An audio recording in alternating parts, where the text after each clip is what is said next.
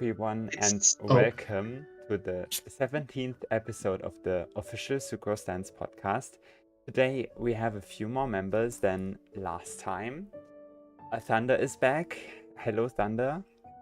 Hi, for once in my life, I'm on stream again. What are you? What do you do? Okay, I guess I'll say it. I'm a Genshin Impact and Wuthering Waves theorycrafter who makes Wuthering Waves content on YouTube. wait, you're back to Genshin theory crafting? What happened? Escoffier. I never left Genshin theorycrafting. I just don't make content on it anymore. Wow, betraying your audience. What? Bro. Truly. But also, I am here too. The flip on YT, and I am a professional Varesa and Iansan glazer. What That is my content. What is YT? Oh, YouTube. Are you serious? I Are you never serious? YT. I've never seen I've never heard someone say it like that. YT. What? Yeah. Anyways, and Martin, you can introduce yourself too. Hello, I am not a content creator, at least. Wow, boo! Get off the stage. Get him out of here! Yeah. I do some theory crafting here and there. I'm generally interested in the game for the more unconventional ways of playing characters and helping people out just to get the best out of their whatever their character may be, even if it's like a high thumb burning, I suppose. Emily Hypercarry, What's the best got it. hype and burning team? Emily Hypercarry, got it. Yeah, literally Yeah. only hyper carry. True. Thank you all for coming today. We are going to talk about the recently released Varesa and Yansan, as well as the leaked characters, but maybe later. But first, we need to focus on Varesa and Yansan. So, what's our first impression? Just how do we feel? What's the feelings we get? He's crafting, true. I think You go first. it could just be this abyss blessing, but I think without a doubt, Varesa is like the second strongest. Sorry, wait. You never prepared me for this. Second. No, you're supposed Stick to to it. do a charge Stick to it. attack, and then you can jump up to it. I'm so sorry, Thundah. You're gonna die though. Oh, I should show the stream so people can make I fun of the should- gameplay. Yeah. Bro, I'm expose no, them. guy, I'm playing Expose this. them. No, bro. Background As footage. Let's since go. Thundah doesn't care about Genshin anymore, he did not know that Varesa can do a charge attack to jump up on the pillars. No, of the okay, walls. I knew that she could do a charge attack to plunge, but I thought she had to hit an enemy. No, she can just do it defaultly. Anyways, And moving on. moving on. I think, at least on my account, she's the strongest DPS I have on my account right now. Because I did skip a lot of the stronger DPS like Malvika, Nuvula, Arlecchina, and whatnot. And I have played DPS on other people's account. It could just be that this Abyss is tailored very strongly to Varesa, at least on the second half. But she does undoubtedly feel like a top 5 carry in the game. Yeah, for sure. Yeah, And- I agree. And they're just not even just her damage. There's so many little things, like the fact that you can freely swap off of her, which is nice for like even sometimes swapping at the trigger fav, or when your burst isn't ready, you can swap into Varesa, do like a few plunges on Varesa, and then go back to your other carries and do their bursts, and it just feels really intuitive to play. Also, her AOE is so fucking stupid. It feels way too generous. I don't know. There's just so many little things about this character, and I've enjoyed using all her teams. Even her Xiangling teams aren't cringe. So yeah, I just think she's a very good character. She has really good team flexibility on your Chevruz, or I haven't liked Shanyan teams as much, but they are fine. But yeah, Pyro MC, Xiangling, Bennett. I don't have Malvika, so I haven't been able to test Malvika, but all her teams feel really good. So I like her a lot. What do you think about her survivability? Do you think she's easy to survive on, or is she too squishy, or because you plunge you don't get hit? Or what's your opinion on that? I haven't had any real survivability issues, at least in this Abyss. I've been using Bennett a lot, so that probably helps somewhat. But even just Chevruz's sustain when I'm using Xiangling seems more than good enough. Yeah, I agree. Okay, the others. Martin, what do you Iansan think? doesn't heal though, like Iansan does not heal. Yeah, true. Yeah, I think I'm gonna take a leap here and honestly argue that she, in my opinion, is probably more of a top 3 than a top 5. Not just due to like cheat DPS and like how strong she actually is. I think a big thing that people forget about is the comfort of the character not relying on bursts, and the character also not relying on reactions. Because we have Molani, who is very good at, ignoring energy, but she still needs, some form of pyro in order to vape for like her better teams. And same goes for Kanich to a big extent. But with Varesa, you can kind of just do things you don't really care for auras all that much. She doesn't actually require you to have like a specific element on enemies. Yeah.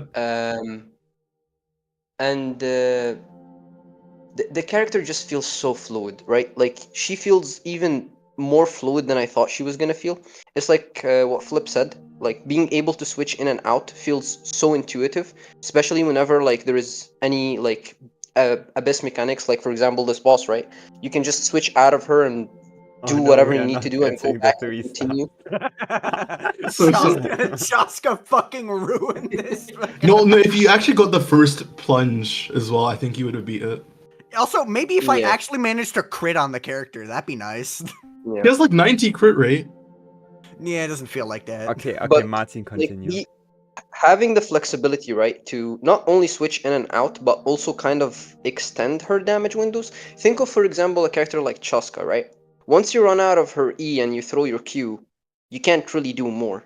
Unless you have a sub DPS on your team, you just have to start a whole new rotation. With Varesa, that's not the case. You can, as simple as throw a single buff from, like, let's say Chevaru's E without even a Bennett Zone or a Yansan, and still be able to finish off the enemy that's like left with 10% or 5%. Which Yeah.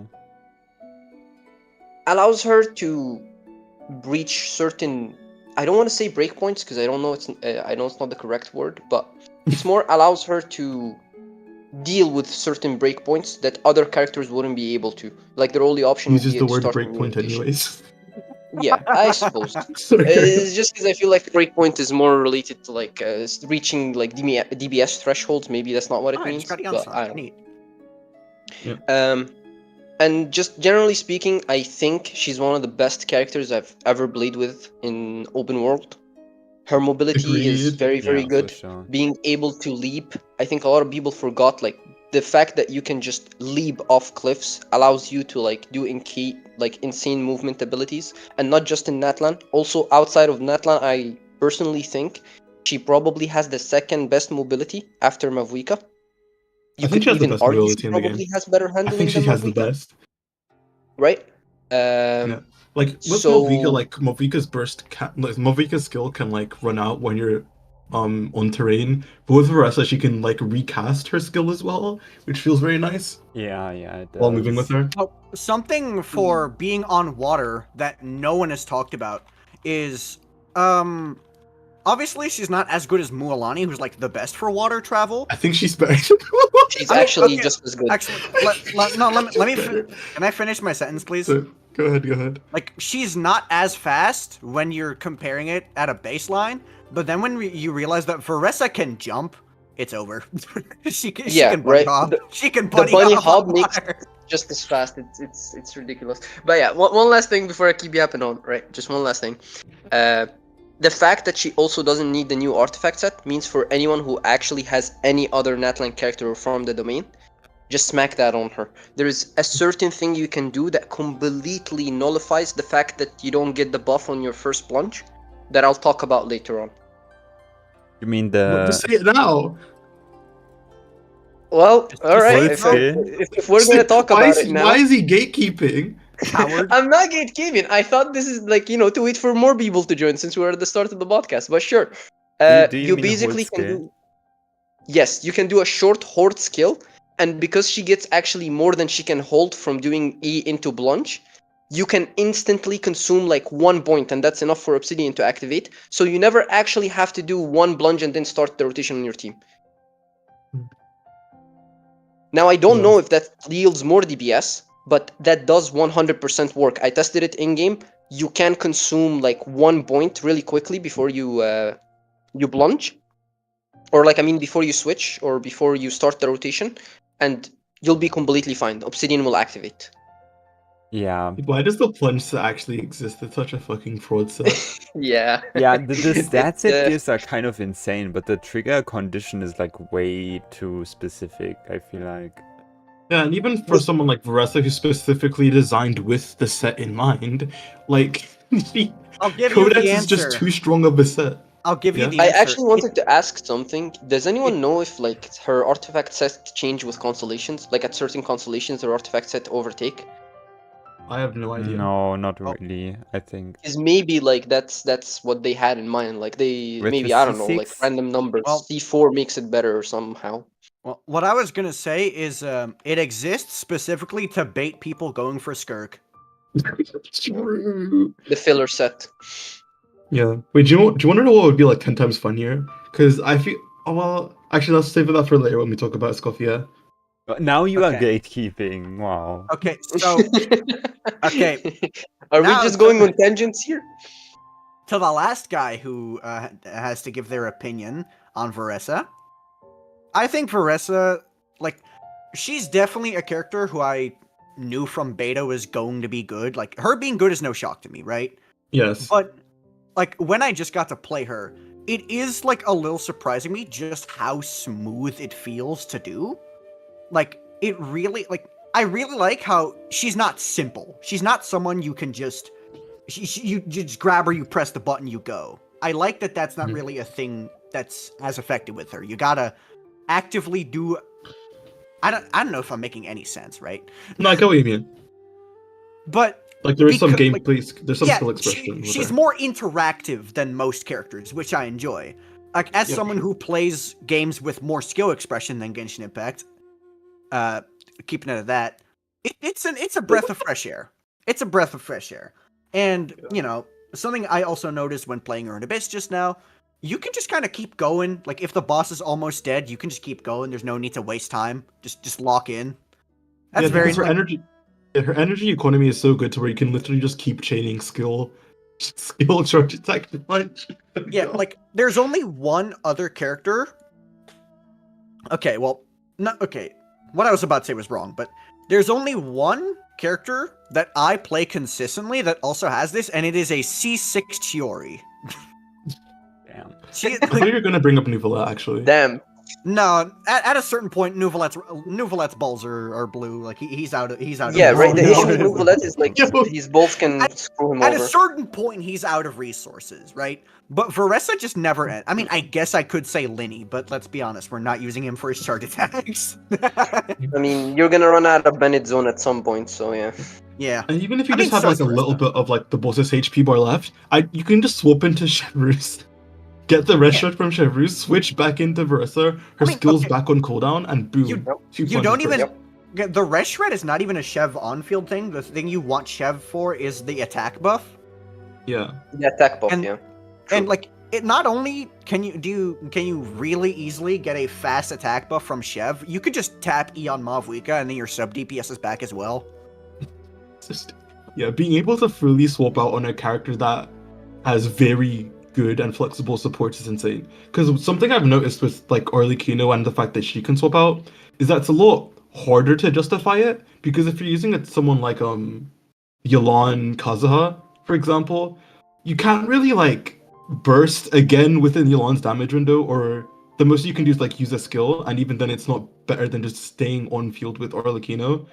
I guess the only benefit would be Kazuha and being able to regroup, but most of the time you don't even really need to do that anyways. And trying to get the Pyro Swirl again mid-rotation can like brick your Nightmare. rotations if anything. It breaks. It either breaks your rotation or it breaks your elemental aura. Yeah. Yeah. But for someone like Varesa who isn't reliant on elemental reactions, it's very good in her case. Same thing with Yeah. Nuvola. I'm not very in tune with Varesa. I'm mainly here for the Escoffier section. Okay, but like, should we go into like Varesa teams? Like the different teams? Chevreuse and please. everything else Yes. sucks. Please. I have a few things to say about Varesa teams. You can start then. Oh, oops. Okay. I'm so sorry. I don't know how or why people had this misconception of that Varesa only has two teams. because I understand maybe when you compare her to Colorant, because a lot of people wanted to compare her, that Colorant has the flexibility of most of her teams. They're not that far apart, except obviously if you want to cheat Impact, you can argue Chevreuse at C6 is a bit higher, but generally speaking, like, she's decent in a bunch of teams. The thing is, I don't want that to entail to someone or to communicate to someone that Varesa is bad if you don't have Chevreuse or Shenyun. Because that is not the case. That could not be further from the case.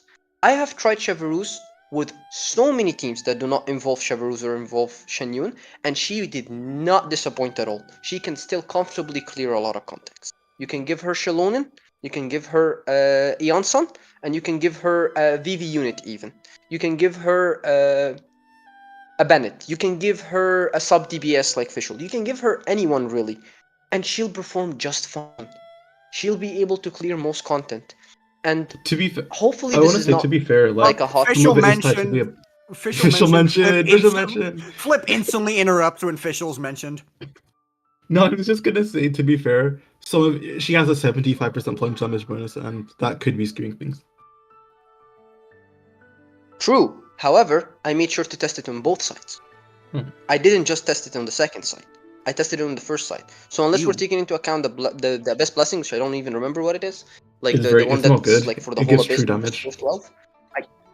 Yeah, right. Like I don't think that matters. Like a lot of blessings end up giving you true damage anyway.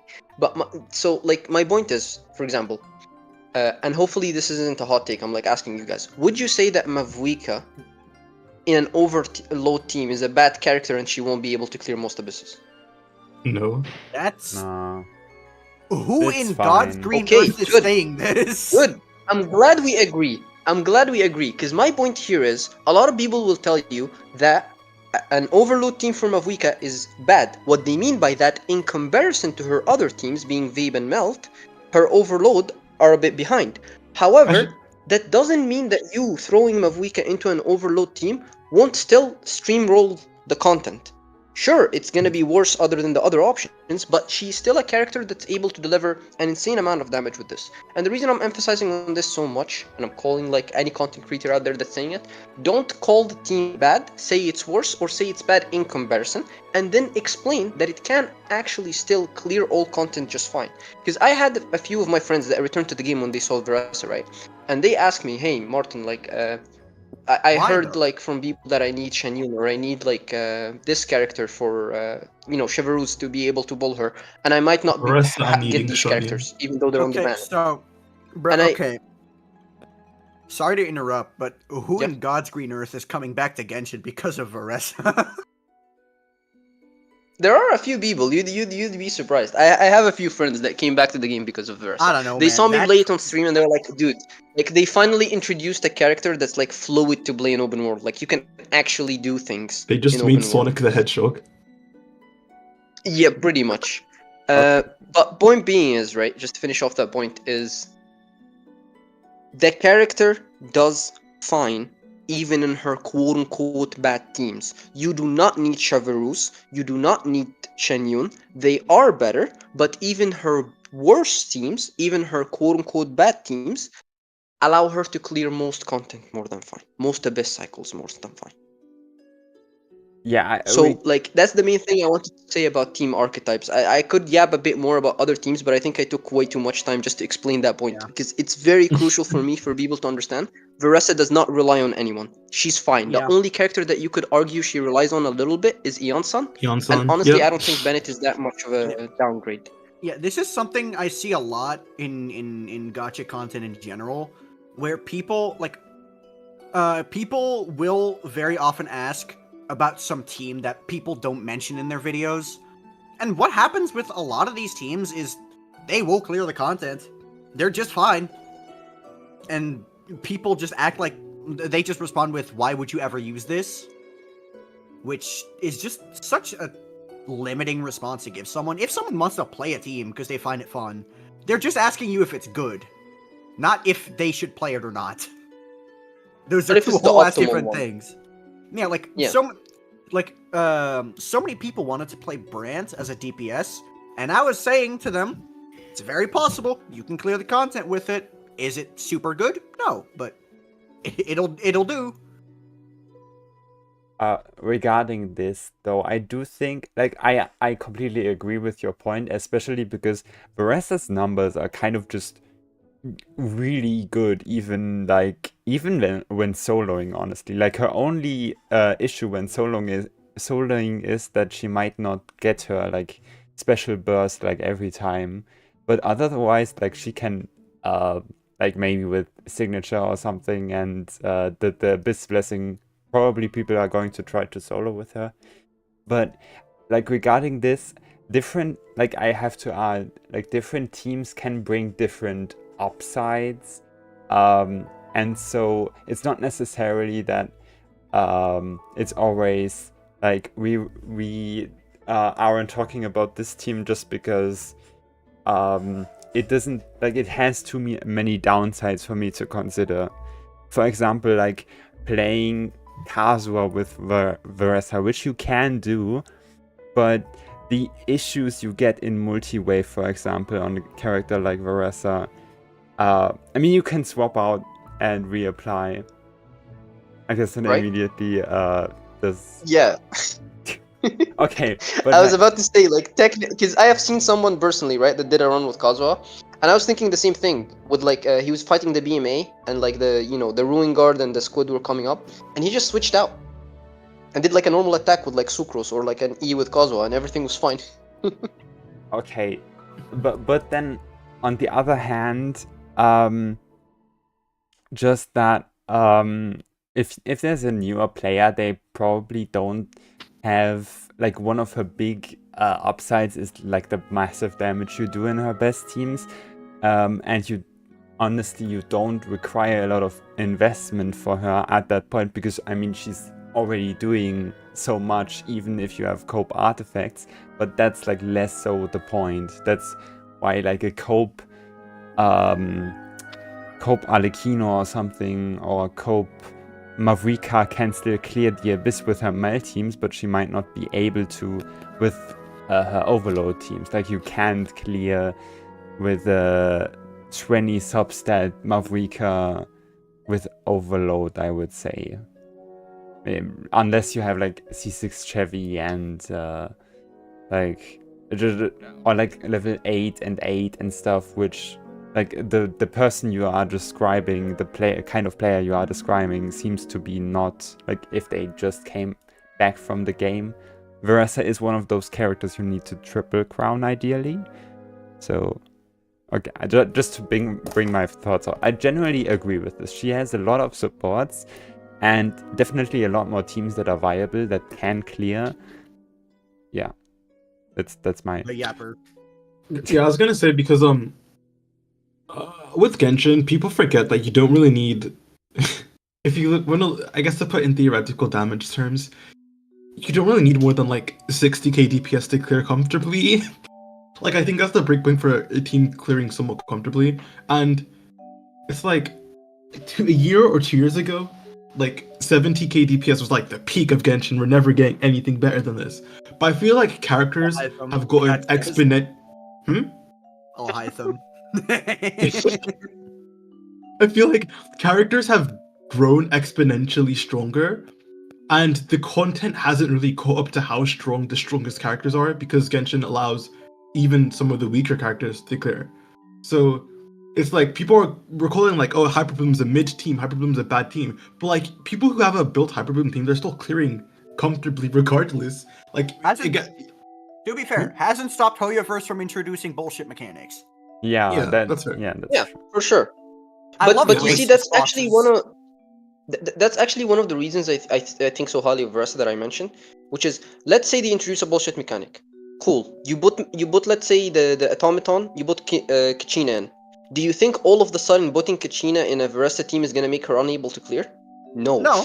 She's still gonna clear. I'm just And saying. that's like, I'm just saying. Thank you, Hoyoverse. yeah. I mean, we can talk about the mechanics. I agree with you. They're I'm getting just a bit saying. There's a certain 5.6 boss. Just saying. Yeah. Oh, the Cryonizel boss. Bro, look, man. Hold That on, kind let of me- like solidifies that Skirk is not going to be that great. Oh, I in Melt. should. Bro, I should I'm gonna be add a leak complete. warning. Bro, I'm gonna be Indeed. completely probably. fucking honest with you. 380% resistance is crazy.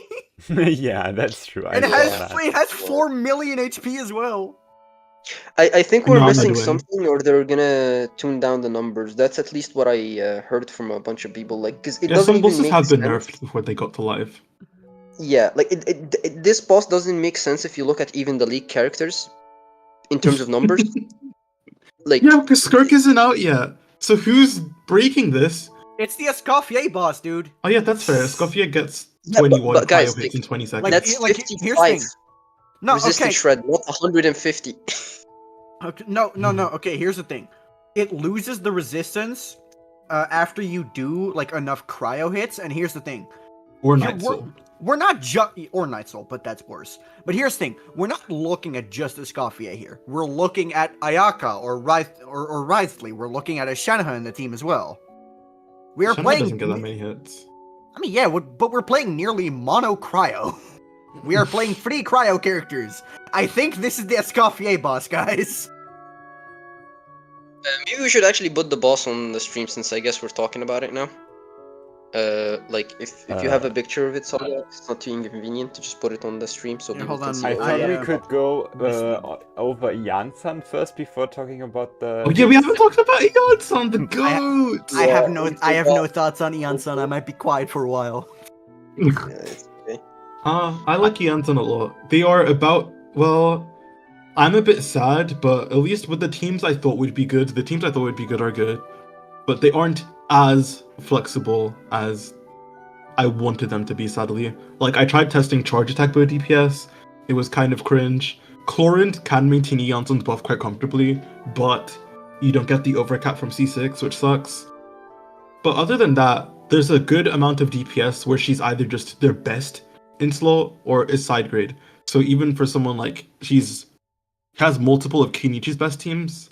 Chaska feels very good, it feels better than my Lolly team. Gaming feels great too, better than Shanyan. Oh, so I just pulled Iansan. In what teams can I use a C0 Iansan? C0? Who do you have? Kinnick. Movwika. You can use Kinnick. for Movwika. And Okay. So Movwika Kinich. Yeah, let me pull up my roster. Actually, I'll give you I'll give you all the DPSs I think I could use Yansan with. at Chaska C0. probably too. I don't have Chaska her. I yes. hate her. Wait, Oh, whose Chaska account is- was that I don't know. then? The That was my Chaska? account. Oh, was okay. Flip's account. Chaska might be my least favorite character in all of Genshin. What the fuck? Alright. She has When done nothing. When Mika exists? No, okay, Mika hasn't done anything to make me hate him. It's just he exists and does nothing. Chaska has done actively negative things for me. Okay. Okay, let me see here. Meanwhile, I guess while you're pulling your characters, if I were to say something about Yansan, is a lot of people kept saying how, oh, she's better than Bennett, she's worse than Bennett, she's better than Bennett, she's worse than Bennett. But you're Use just them looking together. At calcs. You're just looking at calcs. Like, there's a lot of situations where Yansan is gonna be better than Bennett. Here is one. You're fighting a Dorito. There you go. Yansan is gonna be better than Bennett. Simply because it's just due to the element. Let's say, for example, the Abyss has multiple enemies spawning across. Well, Yansan is better. It doesn't matter if Bennett is doing like more buffing. Yeah. The you having to move around is gonna cause Bennett to feel worse. And one thing that I think a lot of people overestimated is her C6. Like, a lot of people did emphasize in their guides that, hey, C6 is mostly going to be maintained by an Atlan character. Most characters can't maintain it. But I think it's even more true for now that she's released, that I'd argue even Natlan characters can sometimes be iffy about it. Yeah, You know, like her C6 is not that reliable to Brock. Yeah, and I think some people like made it out to be like a Sarah C6 or Farozan C6. I've actually heard that from people saying that, yeah, you kind of need it, but I think C2 plus is fine enough. C4 C0 is fine. C0 is fine. And that's to tell a lot of people, right? Like, don't get baited by Iansan constellations. Not in the sense that they're just not good. Not in the fact that I'm telling you to wait for it to be added in standard banner and risk your 1 out of 80 characters to get it. It's more of the difference between a C2 and a C3, or a C3 and a C4. It's not gonna be as big as like the first two constellations. Like the first two constellations, there's an argument to be made, and like Flip said, you don't even need them. Like the reason you get the C1 is so you don't have to run as much energy, and you can get away with running like a bit more attack for like the teams that can't maintain her Night Soul. And the C2 is just 30% attack. Do you really value the 30% attack, let's say, to get a character that you don't want to get, like let's say Shenyun or Varesa? If you don't, the 30% attack isn't gonna be the difference between clearing of you and like clearing. potentially getting an upcoming character, let's say, for example, for like team flexibility and whatnot. So, and C4 for so many people, I think it's not even gonna even do anything, because so many people are gonna play Iansan with Varesa, or so many people are gonna be playing Iansan with Natline characters, which, okay, cool, C4 helps you maintain her buff. You're playing a Natline character, you're gonna maintain her buff. Yeah. The only thing that sucks about Iansan Quans is that her burst +3 is at C5 and not at C3. Yeah. Because then that C3 would probably be the most recommended stopping point. But I feel like people think they kind of have to go to C6 just because. Remember also. Okay. That if you do get her to C5, it's not for free. You need to increase her attack. Yeah, that's true. You know, like if you're playing a team that can't maintain it at max, you will need to increase the attack a little bit to get the maximum benefit out of it. And that can actually be tricky, or just a lot of people like to put a build on characters and never switch it. I wonder why. Can't be due to artifacts or anything. So, you know, it's annoying to switch like artifacts off and on. And I think that's like the main thing that a lot of people are going to forget about Yansan if I were to talk about like a bad thing about her, which is it's another scroll user. Yeah. Now you have to think about, hey, am I taking Shalonin off scroll? Am I taking Citalali off scroll? Am I taking Mavuika off scroll if you actually want to play Mavuika scroll, right? It's like, it's both good and bad for her that she can use scroll. Because I can see a lot of quote-unquote more casual players just having scroll on her, and then she's not really doing as much as Bennett, technically. So you could have just went with Bennett. So it's one of those situations where scroll is getting more and more and more saturated to the point where I'm not sure if it's a good thing that a character can use scroll. In some scenarios, to be fair. Yeah. It's not. I was going to say regarding C2, I value C2 so much because I like C2, like C0 Yansan is a perfectly fine character, but on an account that already has a ton of supports, it's kind of hard for like C0 Yansan to compete with the best like of my supports, because I mean I even have like C2 on my Farina, so it's going to be hard for Yansan to compare to that. But C2 is just a nice like breakpoint thing, and it basically that's the main thing. It applies to everything. It's unconditional. It's just 30% attack for your on-fielder. That's like the most basic unconditional buff like ever. Yeah. Yeah. Kind of like Chevreuse to an extent, but even less conditional than Chevreuse. Yeah. Okay. Anything more to say about Yansan?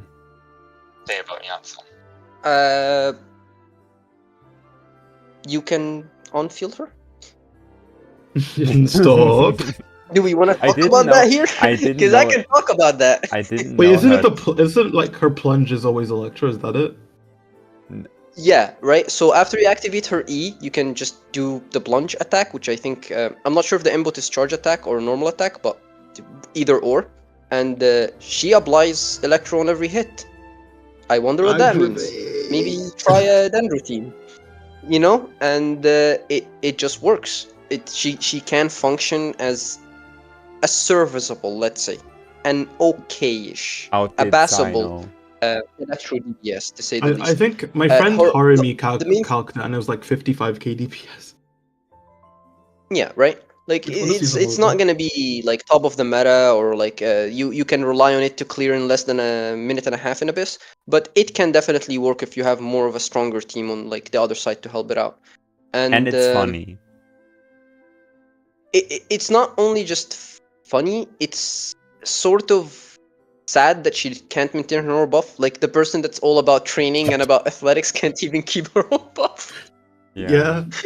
She's really sad, but maybe you'll get it for a hit or two, right? And since most people, I assume, are gonna be crowning her burst, uh, it won't take you that much resources to like just increase one attack, because you'll just increase like her other talents, right? It's an option, right? And it won't hurt you too much to switch the artifacts as well, since you just need crit, and a lot of people are going to be running Fav, so you already have a crit circlet, you already have an attack sands, so you just basically switch the goblet, and you're good to go. Assuming you don't have like a better set, you don't want to switch sets too much, and it'll function, it'll be fine. Varesa on Temu. And yeah, she's really good also, again, as an extension of Varesa in open world. So that can be kind of like a plus side for people who want to DPS her, or they're asking themselves, why would I make a DPS build for her? Just so you can kill trash mods in open world. She can get rid of that. And I know that's open world theory crafting, so I'm just gonna stop now. It's Actually, fine. one thing I kind okay, no, we can talk about open world for a bit. One thing I kind of don't like about Varesa is that she's in a way too OP for overworld, because if you look at the other Natlan characters, most of the time the Saurian variant of the Natlan characters are actually kind of just better at exploring, which is something I've noticed. But in Varesa's case, she's the only character where I think her Saurian variant is actually just worse than using Varesa. Because Varesa, even without doing her dash, can just break rocks and walk on water. Whereas with Iansan or the Saurian, you need to like constantly be dashing in order to break rocks and walk on water. Which I kind of don't like how strong Varesa is compared to her Saurian I counterpart. thought the Saurians Yeah. are always worse than the characters. No, not really. Like if you look at Mualani, like the Mualani Saurian and the Chaska Saurian, they just fly. They just like travel for longer distances before needing to switch off or anything. Oh wow, okay, I didn't know. Yeah. I guess Shalonen's is also kind of worse Um, because it's a lot slower. It than depends. her. If you're Yeah. doing the underground stuff, not really, unless you're doing dashes, right? But like, I assume we're not talking about like you trying to min-max the movement with dashes and lunges and all of these extra stuff. Like for just casuals, or like people who are not trying to sweat the inputs, it's kind of similar to Shinolan, I suppose. And you get the added benefit that usually whenever you're using the Saurian or Sirloin, it's to break certain rocks. Shilonin can't really do that outside of her E, and her E is bound to run out. The Saurian isn't. You can just keep smacking. But that's one thing I actually wanted to talk about. That's kind of related to Iansan and Chevro's teams in general. But that depends on what we're gonna talk about next saga. I mean, what are you going to talk about? Can we stop bad chesting Chevro's C6? Please, guys. I get it. Chevro's C6 is slightly better than her other Sorry? teams. Here's the Plus deal, one. though. Here's the deal. A C5 Chevro's is just fine. And the difference between a Chevro's that's C5, not C6, and a Shenyun team is really not there to begin with. And on top of that, I've always been a believer of the argument that more people who own Folirina have cons than people who don't. And once you start introducing cons into the equation, well, I'm not really sure that Chevrouz is better anymore. If she's not C6, that is, right? So the constant, just people saying, hey, just play Chevrouz, just play Chevrouz, just play Chevrouz, have left so many people with just not wanting to play Shenyun, or deciding not to build Shenyun altogether because, quote-unquote, it's a bad character for her. It's not. May I remind you, Chevrouz is one of the strongest characters in the game for a lot of Electro and Pyro carries. You being able to free Chevrouz to the other side can be an argument why you could technically get Shenyun. Like, let's say you have the bolts and you still haven't gotten Iansan. I know a lot of people that did triple digits bolts and they still don't have a single Iansan. And you really want to get Iansan? Sure, you can bull in the Shenyun banner, and Shenyun is no way, shape, or form that much worse than Chevreuse C6. People are over-exaggerating, I think, the gap between the Chevreuse team and non-Chevreuse teams, and C6 Chevreuse and non-C6 Chevreuse. I think a lot more people will have Farina or Konzon Farina and a Shenyun that they haven't really used because they don't have certain characters to use it with, than people who just have C6 Chevreuse available at their disposal. And also, not just they have C6 Chevreuse, that their other team doesn't want Chevreuse. Right? Like, it's just... It's I do think it's actually quite... And I think it's kind of quite unlikely that you're going to like desperately need a Chevreuse for your other half and also be the same person that's going to pull for Varesa in the first place. Yeah. Because at least for the pyro carries, I don't want to make a lot for like pyro carries have a lot of options with vape and especially melt now that Lolly has opened up. And at least for electro carries, I do agree like Chevreuse is really important for them. But at the same time, the people who are using like a well invested Chlorine or Raiden, they aren't really looking to pull for Varesa regardless. So I don't know. I feel like there's a very high chance that Chevreuse is going to be quite free for them. Okay, I'll give you an argument, for example. Raiden is a popular character amongst the community, right?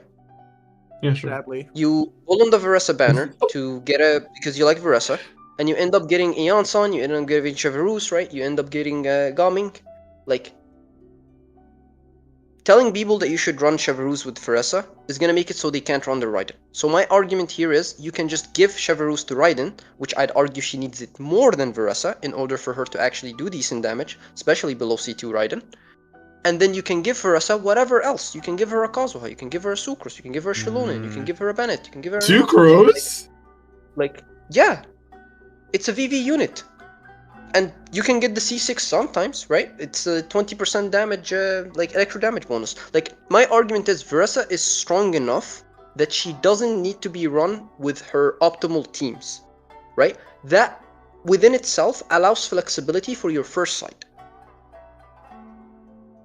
Because of how strong Chevreuse is, because of how strong, like, let's say, I don't know, Shenyun, you could argue for some characters are. I think... Like, you want to play Plunge the Luke, for example. There you go. You have one half with Shenyun and Luke, you have another half with Varesa. I think C0 Raiden is completely fine with double Hydro, if I'm being honest, but it's just one aspect of it. I do agree with Flip, but otherwise I see your point, yeah. Yeah. And again, it's not to tell people not to run Chevreuse. That's not what I'm saying. I'm just saying don't feel as stressed for not running Chevreuse. Like, do try different teams with Varesa and see how you like them. I personally much preferred my Shilonen, Iansan, and like just any other fourth flex unit with Varesa. Then I enjoyed her actual Overload and her Shenyun teams. Not because, well, they do more damage, but because they felt more comfortable, and some peoples have certain investments into their Shilonen. Like, for example, a lot of people have Peak Patrol. And if you have Peak Patrol, well, the gap between Shilonen and, like, other supports is not as big. It's not as wide. I have C2. Yeah. See? That's another reason. I have C2 R1 Shilonen. The Navia agenda is eternal. I do have a question regarding Chevreuse C6 and Varesa teams. If you swap into Bennett and scale on Bennett, is it enough time for Bennett to like accidentally get one of the healing ticks from Chevreuse? Or are they already... The C6 is team-wide anyway. That's not. I don't think it is team-wide. No, C6 Chevreuse healing is team-wide. No. They're talking about the healing to get the C6 buff. Yeah, the single target healing. So you're saying, does the Bennett get the buff, or you're talking about does Varesa get the buff? If Bennett gets obviously the buff gets the buffs, but if doesn't technically Bennett's skill like catch one of the ticks, because I mean ideally you want all ticks on Varesa for the longest duration because it stacks 3 times, and like if you have the stacks then one of them's going to run out, because it's only like You know what I mean? Like, wouldn't I that get what be you mean. I have no clue actually. maybe we You're need? asking if I Bennett steals away a tick from Varesa, basically.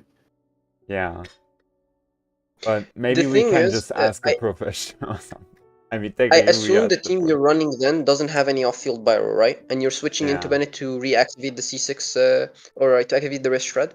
If that is the case, I don't think it's that complicated because let's say whenever you switch to Bennett, you get the tick. You can just delay it and do one more plunge. Sure, the plunge won't have the resistance shred, but then it becomes in between one plunge without resistance shred or losing one tick.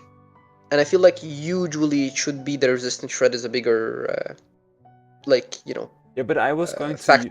I was going to use it as an like argument towards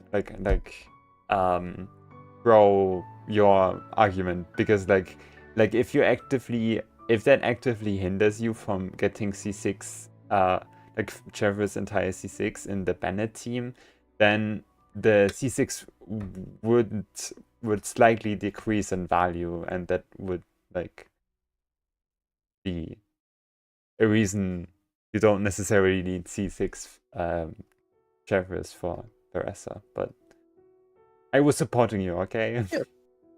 Yeah. No, I get where you're coming from, but sadly, I don't think any of us have done enough testing, unfortunately, to know that for sure. Yeah.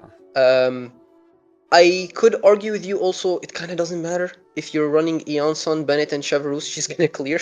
She's gonna absolutely annihilate what she's fighting, regardless of, whether or not you get the buff.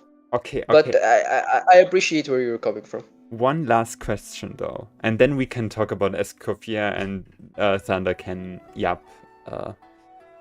I'll finally be able to open my stupid fucking mouth. It's not Keep stupid. it closed, actually. Excuse me? Okay. So do we think that Yansan, like C0, C2, or C6, you can like give your own statement regarding this. Do we think she's universal? Do we No. No. No. Wait, Okay. can you repeat the question? Sorry, I heard like half of it. At C0, at the breakpoint, C0, C2, maybe even C4. Okay, no, C2 versus C4 versus C6. How universal do we think Yansan is, like compared to Bennett? Why? I don't think she wasn't really designed to be universal. And there's a lot of teams she kind of just can't be played in because of movement requirements. I just heard a lot of people say that that she's like regarding Bennett power creep, if she's supposed to be Bennett power creep, then she also power creeps his universality,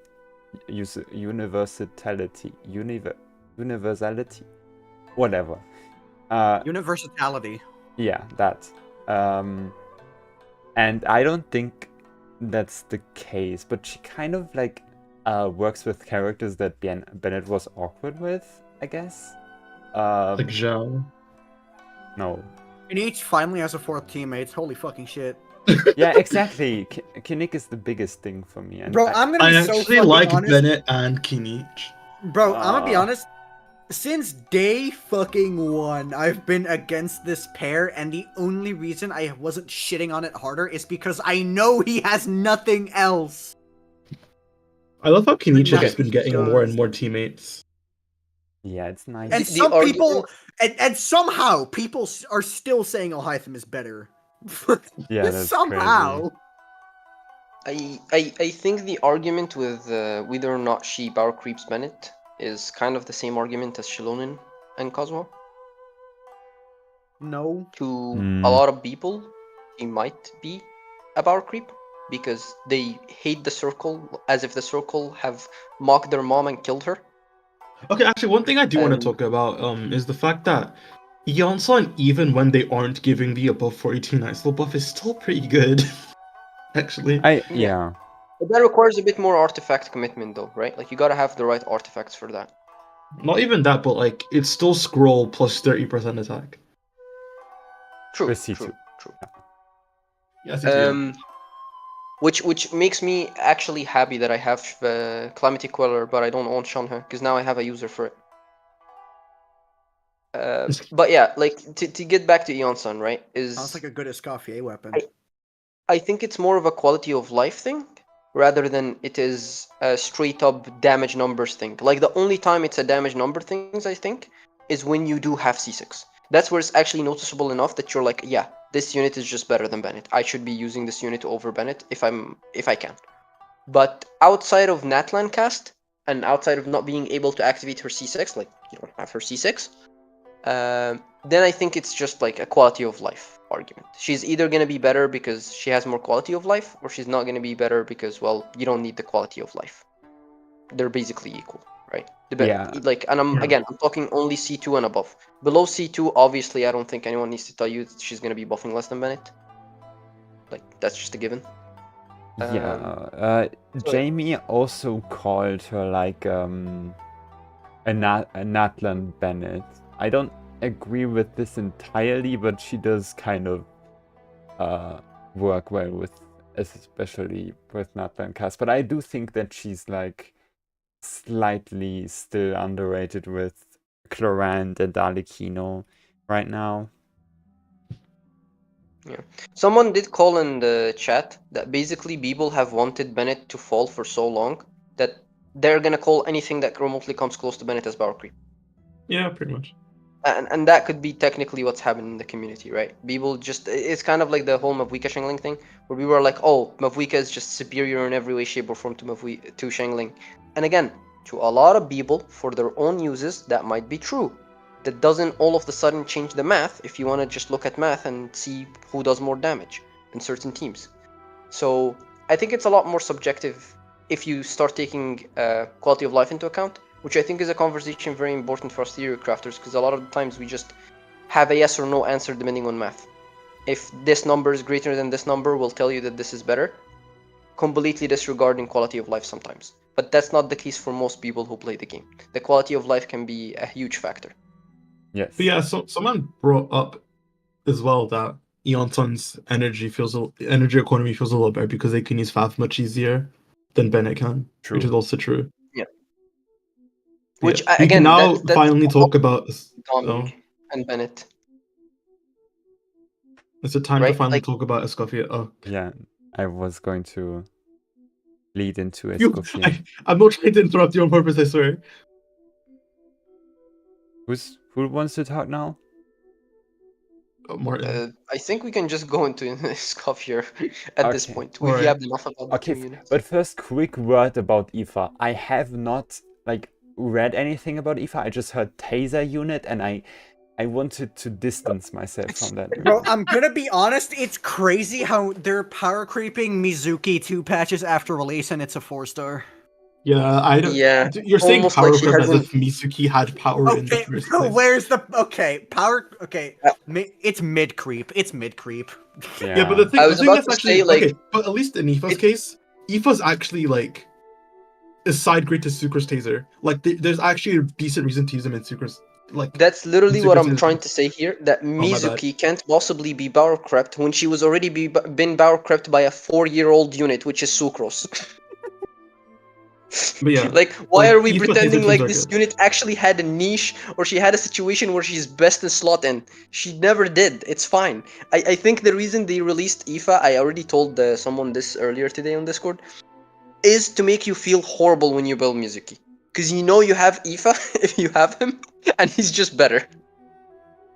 But yeah, I like the fact that he is actually not just worse than Sucrose. That's a very good thing. And not only that, but at C6, and only at C6, because his numbers otherwise are dog shit, if you do have a C6 Farzan and a C6 Aoife, and a C6 Aurora, okay, maybe there's a lot of requirements. Maybe it's not that free-to-play friendly.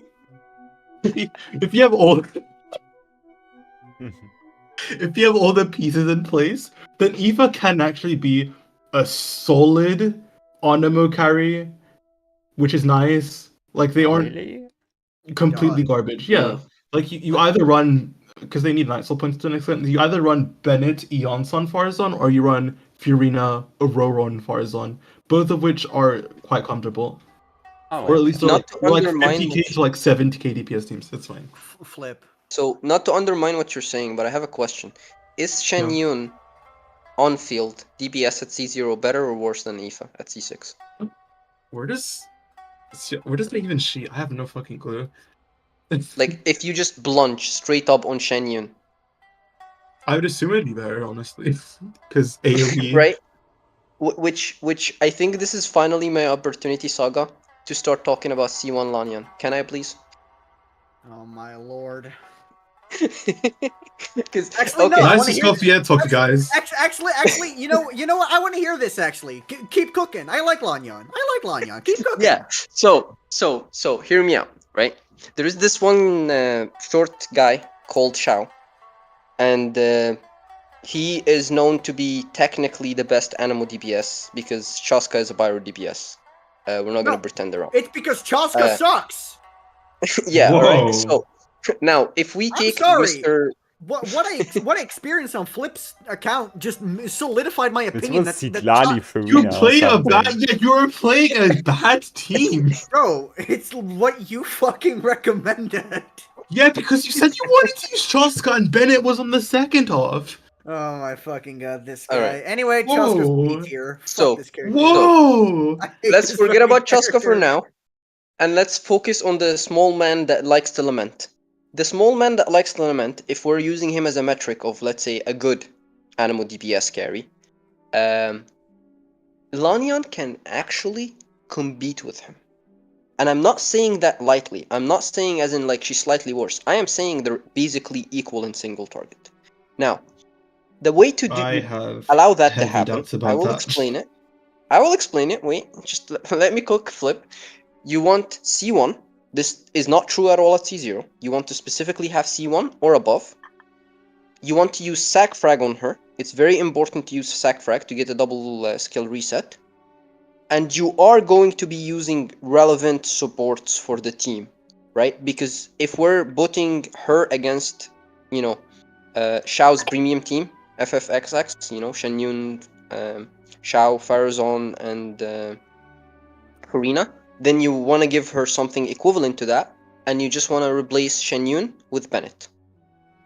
And it kind of becomes a team that's a duo DPS between Lanyan and Farazon, because you do want to on-field Farazon here and there, since Lanyan doesn't require that much field time to do. And I have tested it so many times. This Abyss, the previous Abyss, as much as I could on both sides, the team consistently performed just as fast as Shao in terms of clear times. The only time where Shao is gonna be able to beat her is heavy EUE scenarios, which should be a given already. So I am not recommending people to build DPS Lanyan lightly. If you give her VV, if you put her with a decent crit and you give her sack frags, again, sack frags with high refinements preferably, she does 12 hits per rotation from just her ease. It's disgusting how much damage she can do. And the reason that's relevant, by the way, is a lot of people complained about Babilla. She absolutely decimates Babilla's shield. Another thing I wanted to say about Lanyan is, thanks to her A4, her ult has 1200 attack MV and 2100 EM MV. Yeah. Yes. And keep on top of that, you have literally one of the best batteries in the entire game, in the Farazon, being able to do decent damage herself off-field and on-field. And also, her skill having like fucking 300 EM scaling as well. yeah, right? Like, the unit is unbelievably good. For a shielder unit, that is, right? Because keep in mind, even if, let's say, she performs slightly worse than Shao, you are getting a unit that can quick swap, you are getting a unit that can shield, and on top of all of this, it's a 4-star that was given for free on Lantern Right. Oh, okay. So, well, I do think I would respect all of this, but I don't respect C0 Zhao. So, like, the fact that he's the bar, like, what's an actual carry Oh, you you would wanna use recommend her Wonder? to? No. Well, that's the two animal carries I can think of. Yeah, but like, can you compare to like like another carry? Like, well, what's her power level? What do you think? I how much does Xiao do in general? Let's say in an Farina Farazan Shenyun team. Does anyone remember like a number? Because I can't use my metrics because I have a few cons on Farina. He's like 70 to 80 KDPS. Yeah. Yeah. So she's probably around that. Again, I'm reminding people in single target. I'm not saying she's terrible. Thunder, what was the what for? It's not what I remember. Do you get? Yeah, no, Did you get a higher or lower? He got a few dedicated supports. Wait, did you get higher or lower? I'm curious. 90k? Yeah, I got higher, yeah. Your standards are higher though. I don't remember when I did this calc, and my standards have changed over time. Because now my standards are more realistic than they were a long time ago. I remember I used to calc everyone C0 R1, but now I give only one character R1 and the rest gets either standard R1 or 4-star R5. I don't fully remember what standards I was using for this, but I don't know. I feel 70 to 80k. That just jump scared me. I mean, Janyon R1 is pretty big, I would say. I mean, on Xiao, who already gets like so much damage bonus. I thought it was decent. Xiao already gives himself like 90% damage bonus from just his burst. Yeah, but you he also... does. His damage bonus is saturated a lot. Yeah, but he's also a unit that really wants damage percent, because I mean Janyon is a flat attack buffer, like flat damage buffer. True, but you gotta remember in a Shenyun Farazan Farina team, you don't have like Iansan or Bennett attack buff. Wow. So attack is still very, very much desirable and needed. Shenyun weapon is an 8% damage per rotation increase. Yeah, right. So like again, this is just to say, right? Don't judge it before you try it, because what some of the people pointed in the chat, you gotta remember how much damage Farazan does. Farazan does not do no damage. If you put Farazan on an actual DBS set, by DBS set I mean like DBS main stats, while still keeping her in like, let's say, tenacity, she does very respectable damage. I'm getting about 100k from just casting her Q. Oh, you mean just cast? You mean just just casting the right does like 100k. Again, standing on Bennett zone with the fanfare from Farina. Now you might get a bit less. Let's say you're gonna get 80. You're gonna say let's say you're gonna get 70. That's not the only damage she's doing, right? Because every time you do animal damage, she's gonna do the collapse. And you get to not on-field Farazan, by the way, once. You get to on-field Farazan twice in that rotation. You do it before switching to Lanyan, and you do it after you finish with Lanyan. And in both of these instances, you get to keep the Bennett buff and you get to keep the Farina stacks for the most part. It's such a good team, and I think a lot of people are sleeping on it. And the reason I want to talk up, I'm so passionate to talk about it, is because so many people have decided to go for Lanyan, right? Every content creator out there was telling people how great Lanyan is, how fantastic Lanyan is. Well, if you happen to have her and you happen to have her C1, give it a try. Even without C1, she can be fun, okay? I'm not gonna say strong. Fun to try out with Farazan and give it a try. Like, it's gonna be significantly obviously worse than her C1, because her C1 adds like extra 6 hits per E, but it's still gonna be fine. Like we were debating DBS Iansan. Yeah, if we're gonna allow Yansan to DBS, I'm pretty sure even Lanyan at C0 can pretty much DBS very well. So, if I'm allowed to do a shout out, Saluna made a video on it. You guys can go check it out, I guess, if you don't believe me, or you can see his stream. He also made a stream comparing like Xiao with C1 Lanyan, and the times he was getting non-stop were very similar. Arguably, sometimes it went down to RNG whether or not Lanyan clears faster than Xiao even. Yeah, I wailed on on Clarence Banner, so I have C6. I think Lanyan's cute, smiley face. Same, Lanyan is very cute. Okay, Escoffier. Cool character. Extremely cool, completely overloaded. has both. Okay, she has. She isn't Team-wise, overloaded. She's freeze. Okay. She's team. I just want to say Okay, fine. Thundah can go first.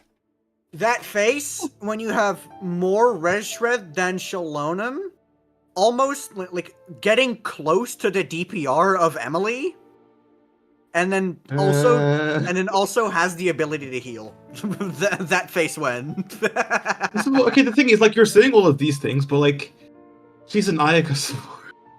Okay, I you am say so that. nice. over here, Flip. Okay, you say that, but Ayaka's honestly Ayaka with Escoffier, we're not allowed to laugh at Ayaka anymore. I'm sorry, we're not allowed to laugh at Ayaka anymore. We will still be laughing at Ayaka, man. Bro. The issue I have with all of this like hype for the character is the assumptions. Okay? Everyone is assuming when they say an Ayaka team, a Shanhe. Everyone is assuming when they say Ayaka, probably Miss Splitter. Everyone is assuming many things. People aren't calcing with like a Miss Splitter, they're calcing with Finale.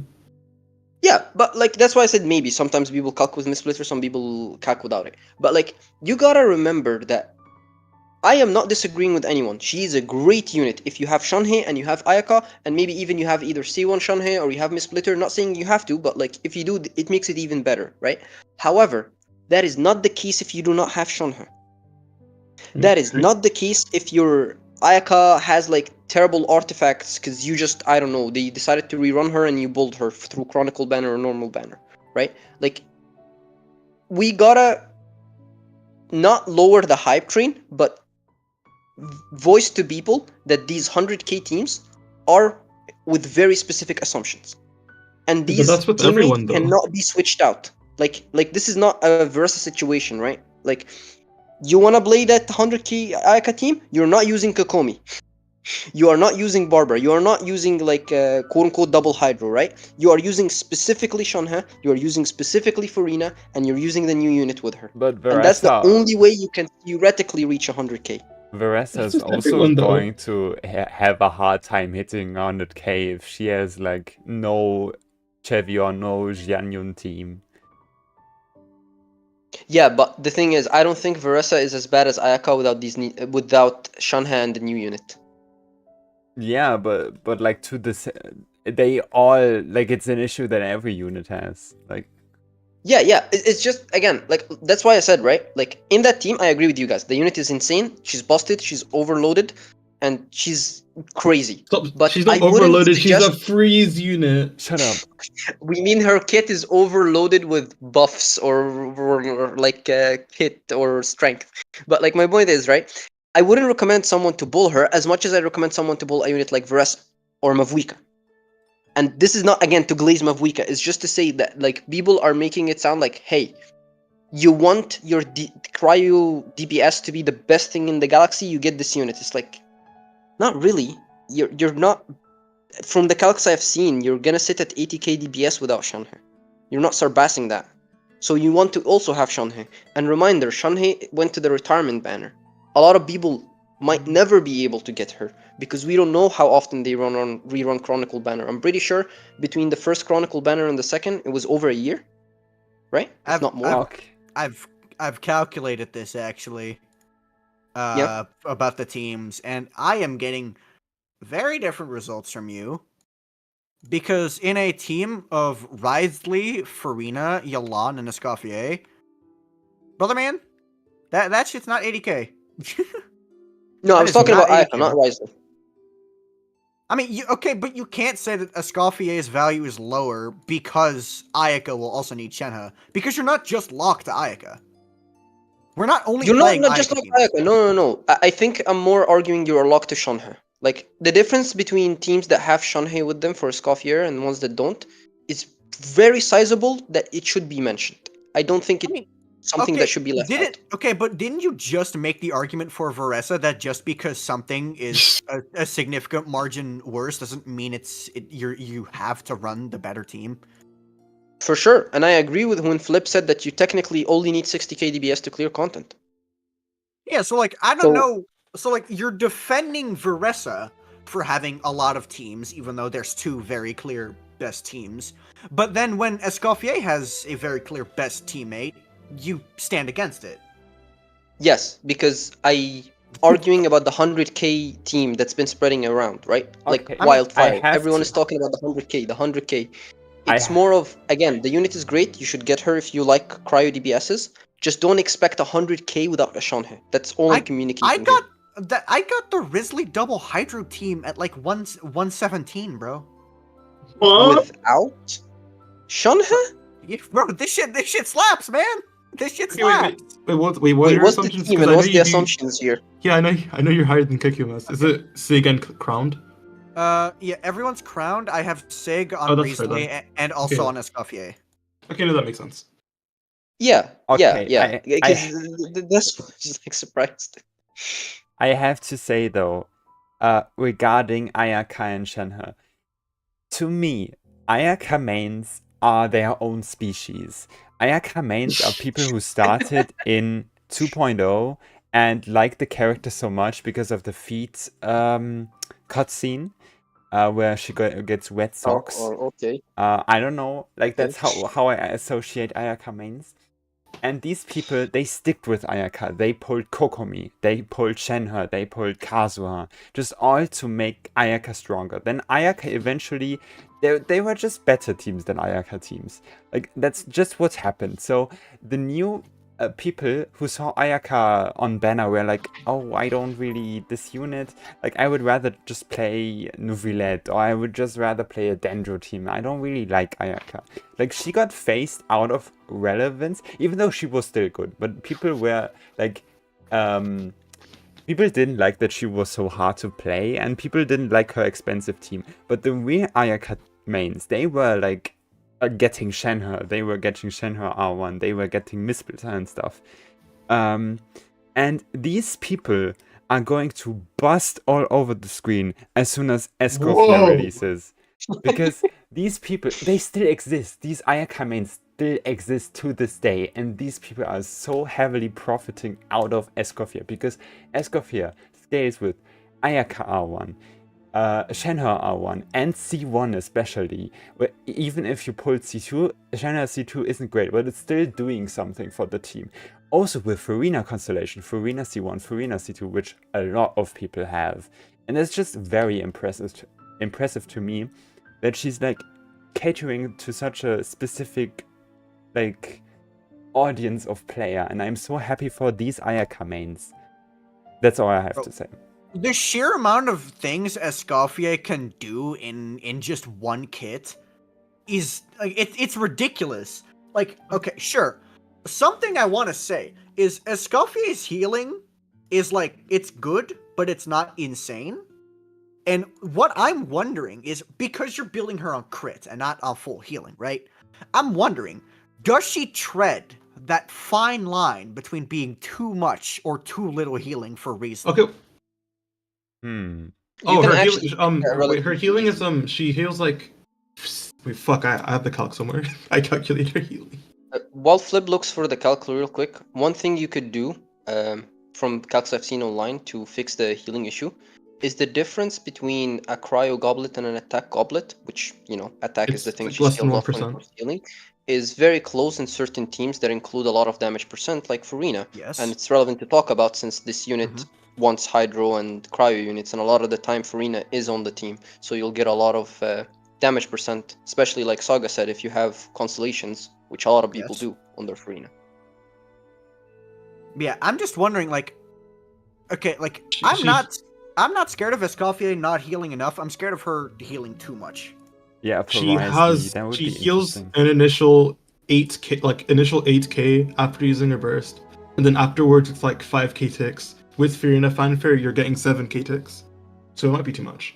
And it's Yeah, a 7k tick every second. Yeah, okay, then it's too much for the beast. Oh no. I mean, okay, hold on. The Doesn't it beast. doesn't it only last 9 seconds?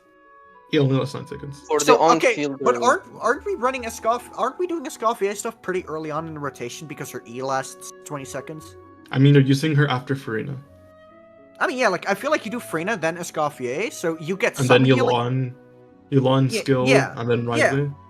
Yeah, so what I'm thinking is, at the end of your Risley What the fuck? rotation... Hi, Kinkle.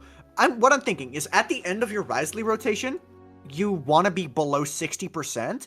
That way you get that one charge attack at the beginning of the next rotation, and then you'll be able to get another enhanced charge attack because Escoffier's healing runs out. Wait, have you even seen like the super crazy Wisely Shenhe rotations? They're like so stupid. It's No, like I haven't. Oh, basically, so to get 2 Shenhe skills, you use like a Shenhe skill very early. Then Wisely's burst, that's 5 attacks. So you get all 5 of Shenhe's cool on Wisely burst. Then you switch back into Shenhe and then into Wisely again to drain the calls again. It's so fucking funny. That's Yeah. really cool. Those are actually really dank. Fire emoji? I don't know if Womfy came up with it, but it's really funny. I think it's super cool. No, I actually saw this in CN tournaments. For like obviously not whales, dolphins and stuff. They also did that back in the days, like over even a year ago. Giving Risley's Q the Shenhe quills. That can actually work. They didn't use it like as a part of the rotation. They used it sometimes as to finish certain lower HP mobs. Yeah, if you are going to be like getting a Escoffier and you have Shenhe, I'd really try to learn how you can do 2 quill setups, because I can do them fairly easily, but with someone like Risley, it does take a bit more work. Yeah. Kinka, do you want to say something? C2 I Yalon. come in here as an actual Ayaka main. Welcome, Ayaka. But I do want to say this. I thought I forget who said it, but I thought it was kind of weird how the argument Martin was making, that like people need to consider that with a Escoffier, or however you pronounce her name, I just call her Effie, you require Shenhe for it to work. But at the same point, what you were saying with Varesa, that even if you don't have the most premium team, she's still fine with set supports. So like, yeah. So I'm not saying that Ayaka doesn't work, right? Like I said, 80k DBS is more than enough to clear comfortably. Yeah. I'm just saying the 100k. Yeah, but I feel like that point's understood, that like the people who calced 100k had Ayaka, Shenhe, Escoffier, Farina, right? I think that's more than if people think otherwise, that you can just use Ayaka, Escoffier, Barbara, and Rosaria and still get 100k DPS. That's just on them for not understanding how calcs work. But I don't know. Yeah, that's yeah. No, it's just like it's Escoffier without Shenhe specifically, right? Like the synergy between the two is so high that I feel like it's synergy between Mavwika and Citalali, right? Like, can you run Citalali with, or can you run Mavwika in melt teams without Citalali and still be fine? Yeah, you'll absolutely dog on everything. I think that is going to be the case as well for, again, Ayaka means when they pull on Escoffier, they're still going to be able to clear a lot of content without Shenhe. It's just, don't expect to do as much damage as you see in, like, let's say TikTok showcases, right? Or like YouTube Shorts, if you don't have Shenhe. I feel like that applies to every character, though. I don't think that's that does apply to a lot of different characters. That was the thing. Yeah. Like, okay. Yeah. No. I and here's the thing, right? Escoffier is the sub DPS. Like, centering the team around Escoffier is not what you're trying to do. But okay, I will. I am very excited for her. Unless you're me, but I'm insane, so. Yeah, I will. I'm with you, dude. I'm with you. Like, I am on feeling I would say Story if I could. I am on same feeling here. I'm more interested in her melt teams than anything. Oh my god, sorry. Yeah, I was gonna say, plunge melt Escoffier is like cheating. I think my friend Harmy called it. Plunge melt Escoffier is like hitting more numbers than Arlecchino melt. Wait, okay. Wait, is it actually? Wait. Are we just ignoring her rest rate? No, because you still get No, you still get two. You get like 10% rest red, and then you have like super consistent cryo application. I know, but you get like super consistent cryo application because you're using both Citlali and Escoffier. Okay, can you send me this? Okay, hold on. Let me. Is it melting plunge? We're arguing that the rest shred isn't as much, but if he's doing plunge, that means he's using PV. Send me this. It's getting so messy. I want to say about one point too. Like, I do agree. Martin's main point was just that Shenhe, people that are going to pull Escoffier and wanna pull Shenhe to like improve the team, Shenhe is not coming back. Like, that's the sad reality. That's fair, yeah. Like, she's just kind of gone. Unless they do another Liwe how's it called? Which, to be fair, by the way, Saga, it's not to like demoralize people. I was more talking about like the gap between Shanha teams with Escoffier and non-Shanha teams with Escoffier. And it's they've done that with Chevreuse, is what I'm trying to say, Saga. Like Chevreuse reran just not that long ago, and she's already back. So there are hope, right? It's Cobium, but they could do the same thing with Shanha. They could just decide out of nowhere, she Yeah. was exception to the Chronicle banner. Since technically she didn't have 3 reruns yet, we're gonna give her one more. They could do that. that would be They're Saga, you probably could not prob- gonna do it. Wait, Saga, you could Yeah, I see it. probably. I don't know if Harumi's gonna yell at me if I show this, but you could probably bring it up.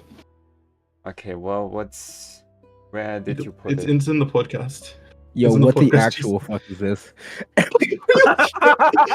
Almost 2 million Because DPI. because both Sitlali and because normally in plunge melt teams you only have like enough Yeah. cryo application for like 5 plunges, but with the Yeah. Scoffia in the mix, you can get more That's plunges. freaking crazy, dude. Okay, Oh, dog. I cannot wait to try this. She's higher than Arlecchino. It's so fucking funny. Okay, you know what? On release, I am playing this, brother. Yes, the I only am thing too. that sucks is that just it doesn't go work C2 from the second genuine. rotation onward. It does not work on the second rotation onward. Oh, really? Because Okay, well, Dude, that's Scoffia so- keeps listen, applying with cons, cryo. you don't need it. You don't That's need a so- second Like, rotation with cons, But bro. no, it That's still fucking works. insane. It's just C2 that you won't Sitlali? get the scroll buff from Sitlali. Yeah. But like C2 Sitlali, C2 genuine that I have on my account. Holy shit. Wait. This is the What- funniest What's thing What's ever. Knight's Oath again? The new That's punch the- that. Oh, It's okay. the new blunt. Yes, new punch set, yeah. So are you guys telling me that Arlecchino not only got power crept by another Pyro DPS before her first rerun, that she got power crept by a Cryo DPS? Yes. No, Apparently so. Well, okay, God. but to be fair, this Down team at is crowd also would be- extremely single target. I mean, Yeah, but the thing about Arlecchino, I don't think people are using her in heavy AoE chambers. Like, she has better AoE than Yumiya, I guess, right? But A most bit of the better. time when people run her, they don't run her with Candice. They run her with, Yelan or Sinchu, let's say. Or Farina, even. Yeah. I actually hate her vape team, so I always run her overload. I cannot stand her in Yes. vape. She feels I way too. fucking hate her melt teams. I didn't play love- Genshin Impact. Dang. I I didn't didn't like play- her melt teams, Bro, but I yeah. didn't start up Genshin Impact to wait for a whole second for my seat lolly to do her job. Yeah. hey, listen. That's one But, thing actually we haven't talked about, how annoying Citalali is with the Yansan, because she just nukes his meter because of how long it takes, and she's the whole time just standing still, not moving at all. Yeah, that's I- freaking That's annoying. that's Yeah. less of an issue if you have C4. Yeah. I That's also true. just want to say this going. Oh, we're not. Huh? I'll go ahead and go. I just want to say this real quick. Going back to Ayaka for a sec, I do feel the majority of Ayakas that already have her have Shinha at this point, because playing Ayaka without Shinha, even in her current teams, is just very not good. So Yeah, that's Yeah. what my tangent was about, like regarding the Ayaka mains Yeah. busting all over the screen. yeah, because like if you look in like how Ayaka mains are taking it online, a lot of them are extremely happy because most of them probably already have Shinha. I don't think. I have Ayaka. Ayaka and just Shenhe. doesn't have very good, just doesn't really have very good like premium teams. I have really- Ayaka, Shenhe, and C2 Farina. I'm perfectly prepared for the team. I don't have Yeah. Miss Twitter though. I don't Actually, have this can Twitter. we, I'm on R5. Can we discuss finale? related to her, but not specifically her? Hint, hint. Can we talk about her Who? weapon and how unbelievably insane it is? Oh yeah, For her weapon is Chevreuse? broken. I actually don't even know what her Like- weapon does. Isn't her might weapon not great for know Yansan her, too? But here's a TLDR for those who don't know what her weapon is. It's a TDDS in a form of a spear that gives Wait, 66 no, damage. no. substat. What? Huh? Does Yeah, it give attack to It's, active it's characters? straight up. Here's how it works, right? The character has to be obviously a spear user, and they need to be able to Okay. heal other characters. If they meet these two Wait. conditions, you I just get a didn't read TDDS buff. this. Wait, I didn't read this. When does it initiating do? healing, the equipping character and healed characters will obtain the. I didn't see that. That's crazy. Wait, Here, you actually get here we to go. go full on. 32% attack Finally- to every teammate. So I'm That's just actually saying, insane. even if you're not interested in this Escoffier character because you don't have cryo characters or you just don't, you run out of funds or whatever, It would be very, very, very, very interesting to get her weapon because her Guys. weapon essentially is best in slot Now I have to get her for any C1 spear R1. user God damn that it. heals, Guys, like guys, Chevaroos, Mika, Yao Yao. Mika Yeah. weapon. Shut up. Yep. Actually, wait. Wait. Let's go back real quick. Also, I will Honestly, tell you though, wait. Thundah, real quick. Mika's like the only one who actually can't contain the weapon because he needs Oh the my ER. god. He has too much ER issues. I was about to say Yula finally gets a decent buff with Mika, but never mind. No, It's I mean, also- listen, it's not impossible, right? It's just gonna be very difficult to meet his ER requirements with that weapon because the weapon does not give Yeah. energy. It's also Listen, you just run Iansan. everyone else on Fav, including Yula. It should also be very I'm solid on actually Yansan. curious. I'm actually curious, Yeah, Flip, that's what I was. That's what I've been told. if Vomfi calculated like Chevaroos with that signature weapon, because that's a huge buff to all Chevaroos teams. Yeah, that's crazy, bro. I was not planning on getting her. I was just getting her C1, but I think I'm gonna get her C1 R1. I Holy think, shit. Regarding like playing that weapon on Yansan, because you can also play it on Yansan. It's funny because it's like then the Night Soul Burst determines basically when you trigger the Night Soul Burst, like determines the duration of this attack buff, which is pretty funny. So technically it's a buff to Kinnick, and since it's party-wide 32% attack, Emily's also going to bust. Oh my god. 30% attack is on Emily is huge. Yeah, I'm not gonna lie. The way I feel about this weapon is the same way I feel about her kit in like her top teams. It's overloaded. Yes, I agree. It's very strong. And this time, Flip, I actually mean it as an overload reaction. But yeah, Stack I support, do yeah. have some sad news though to share about the weapon. What about it? It's gonna be probably, and this is me just using my crystal ball. I definitely didn't see anything online. Coming with Kenichi's weapon, which is not the most desirable thing in the galaxy to say. Yeah, Wait, was no, that no, about- no, no, no, no, no, no. Actually, that's not too bad for me. No, I have. Okay, I have. No, I want to say something about this. Go If we look at the spiral abysses, right? The current schedule for the abyss. Hold on, I'm waiting for Home DigiCat to load. It's been slow as fuck recently. I have already I don't looked know into it, what's happening. Thundah. No. I don't think you remember correctly. Maybe they changed it, but Hold on, I checked it's it like loading. I think yesterday. No, okay, it's loading because from what I remember, okay, so hold on. The 5.5 abyss is elemental skill Geo and elemental skill Cryo, which means we know there's a Navia rerun in 5.6, so I think it's Yes. Navia's weapon instead, like Navia and Escoffier together. So we have Verdict and Escoffier's weapon, and not Kenichi's weapon, because we're getting Dendro skill damage after the Geo skill damage. Which Yes. means Navia's first half, for sure. These magic crystal isn't- bombs are not magic crystal balls are not apparently not all the same that we are looking at. No, just Yeah, because because from what I saw, at least maybe I miscalculated the dates. I thought that's the one, not when she's released. That's the one before, and that's for Shalonen maybe the Geo stuff. No. But if it is with Okay. Navia, then Okay, so first That's of all, significantly Shalonen's damage is not skill. Like her damage is not skill damage. oh, it specifically says skill damage. Yeah. Yeah, Okay. it says Geo skill damage. Yeah. And here's the thing. We know that 5.5 only has one abyss. So this abyss will be the active one when 5.6 comes out.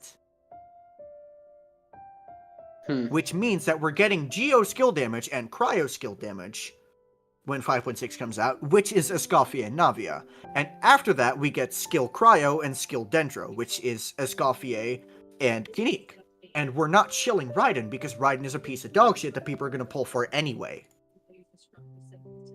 Yeah, I was hoping it was actually going to be both Raiden's weapon and Escoffier, because both of these spears can be used on Iansan, like Saga already mentioned. But if it's either of the claymores, I'm not sure that's still that much better than Kinich. Like, don't get me wrong, Verdict is probably better than Kinich, but it's still not that Verdict is a desirable. very of a niche claymore, weapon. It's very Yeah, niche. right? Which is my point is, like, imagine the reality where it's both spears. That would have actually been a decent would weapon be, banner, yeah. I would argue. Raiden's weapon, you can use it on Xiangling, you can use it on Yansan, you can use it on Raiden herself. You can even have some niche cases where you use it on, I don't know, even Chevaroos, like just any character that wants CR. Like, look at how many characters in the game that are spear users that their best in slot is technically Fav. Which, by the way, is also huge because anyone who wants to vertical invest, like all the whales in the galaxy that want to vertical invest, Fav is no longer their best in slot. It's this weapon. For like most scenarios. Yep. Me. So, may we salute Fav for all its service. Thank you. Oh, crapped. Okay. God, I was actually getting kind of pissed at how little Fav lances I have, but now I'm saved. Yeah, right. It's an insane weapon. Okay, but regarding... Are you going to... I was gonna say, we've talked so much about that character. Shouldn't we talk about the other one? Nah. Aoife? Who? Exactly. I heard there are rumors of a certain vet. I mean, we have already talked about him. I don't think there's much to say. I think Aoife's a troll at this point. Oh, we're talking about Aoife? Oh, yeah, y'all talked about Aoife already. I don't actually know much about him, but y'all already yapped about it. So.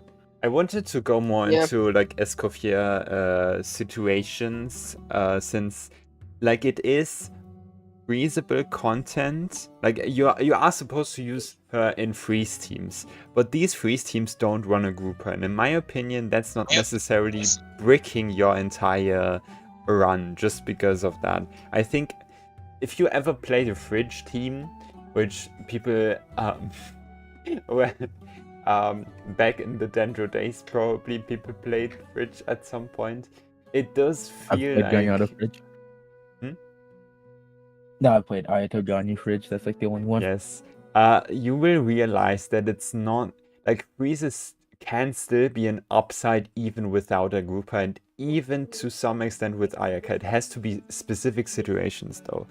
And regarding bosses, a lot of bosses can have like windows that they don't really move a lot in. For example, like Fat Fuck, or like the Dendro.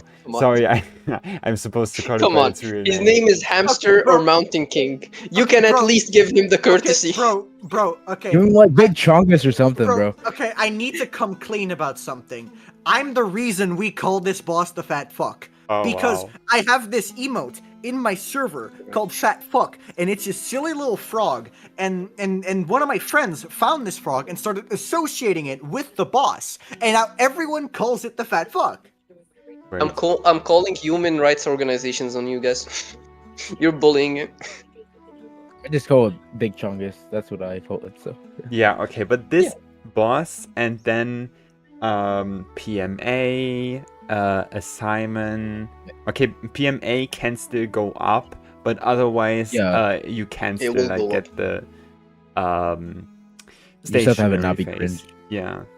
I think, like, my opinion is, I feel like there's just a lot of bosses that really just don't move much, and if they do move, you just wait for them to not move. Like, Aya's burst only lasts 6 seconds, so you just time it well. If you play Ayaka well, and then your burst will hit. Yeah. There's only like a few, like things like Papilia move around a little too much for Ayaka. I feel like there's one other boss that, not the seahorse. What was it?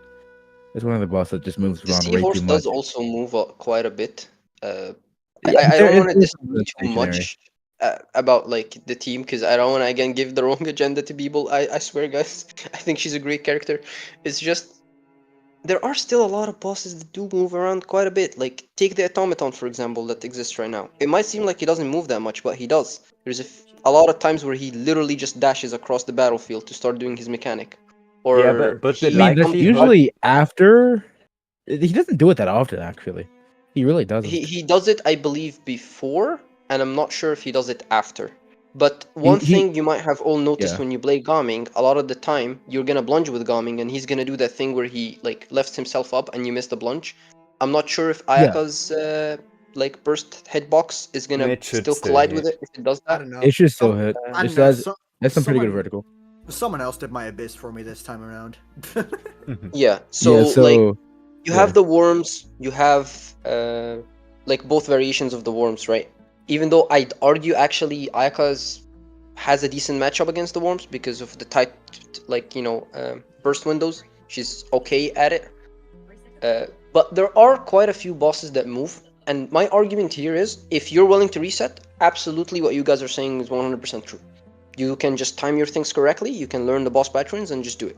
But if we're talking someone who is trying to play more casually, right? And I know the casual mention when we're theory crafting, missing the Ayaka burst is just a reset.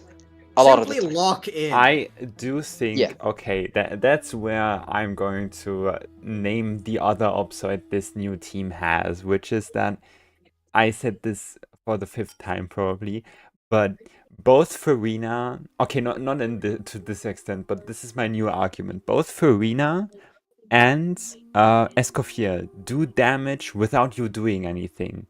Like, they are going to, like, they can even track when PMA is going up, her like skill is still going to hit the enemy, right? And Farina's pets probably too. And they are still a big part of the team's damage, meaning that Sorry to interrupt, but I calculated this.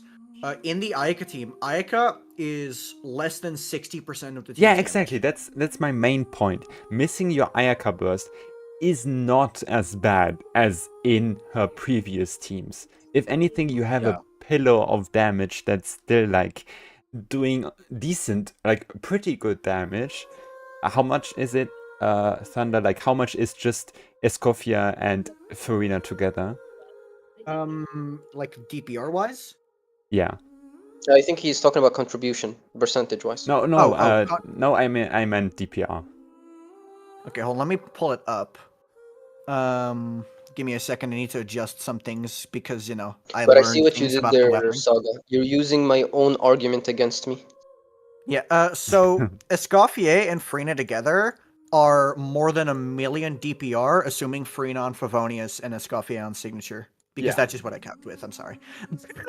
Yeah, all this damage is happening without any like very reliable damage. The only thing that's the problem here is that it's all mostly a single target. Farina has like slight AoE, but Escoffier is entirely single target, except her burst. Actually, her burst is decent AoE, right? Yeah, Escoffier that's is, actually yeah. one thing I wanted to ask, since I haven't looked into footage all that much. Been somewhat busy lately, enjoying Versa too much. How non-existent is her AoE? Are we talking Yumiya level of single target, or are we talking Escoffier? Arlecchino? Or Escoffier? like, yeah, how limiting is her single target? Bro, Escoffier is like a circle around your character. Huh? It's not single target. It's like a circle around your character. The damage? Yeah, isn't it like? I'm pretty sure I saw footage of this. Like it's Well, just a like circle. said, Lolly AoE damage. I thought it was more I mean, like Lila. Like No, Lila's burst hits. Hold on. I Let me recall pull up from a multiple video. sources that they said it's single target. It's not Oh. AoE. I'm pulling up a video. Hold on. I have sources to give. I have sources. Just don't show that on stream, otherwise the stream will get nuked. Yeah. Oh no! I'm not showing on stream. I'm not retarded. I mean, I am retarded, but It's okay. okay. Nouvelette is blocking all of my vision. Let me pull up this footage instead. Oh, whoops. Thank you, Nouvelette, for being yourself. Because here's the thing. Speaking right? of what, Here's the thing. after the Everything Ayaga talk, do you I've want to talk said about her with? is with the assumption she's single target. Sorry for interrupting, Kinku. If she has AoE, then throw everything out of every single statement I made about her is not true anymore. This Okay, unit is beyond cannot- busted. I cannot fucking see anything. Okay, awesome. I guess we'll never know.